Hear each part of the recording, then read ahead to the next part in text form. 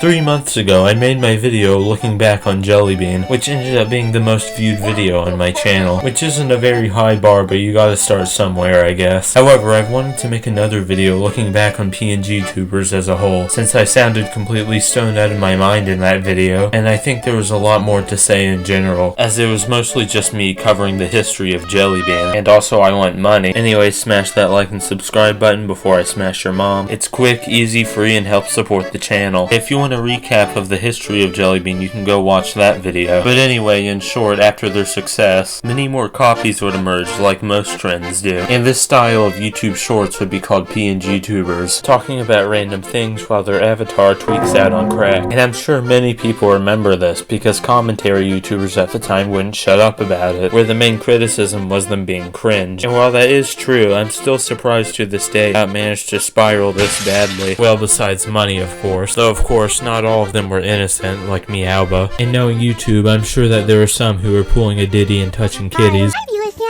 in Meow's last video, Meow said if Meow can get 10k Meowing Meow followers, then Meow will open Meow's own Meowba Discord server. But a lot of these people were kids, including Jellybean, who arguably got the most hate out of all of this, because of people wanting to show their inner Leafy wannabe, even to the point where she got doxxed. Now, forgive my hot take here, but I don't think we should be harassing and doxing children, just because their content is annoying and cringe, and their fans spammed in people's comment sections, which, unlike what I said in my Jellybean video, wasn't even orchestrated by her, just being a copy pasta in her comments. And I have no idea where I got that from. Probably because my brain was lacking oxygen in sleep when I was recording that. And even if they were, it still wouldn't justify the harassment. Because back then it seemed like almost everyone was mindlessly hating on them, like a pack of rabid animals. Even 14 and 15-year-old me thought it was going too far. So the fact that a 14-year-old was smarter than 2021 commentary channels really just says something. Now again, I'm not saying that their content was any masterpiece or anything, and at least people like Meowba actually deserve the hate, being a shitty attempt of a troll that's about as funny as the UTTP. There was even a time where the commentary YouTuber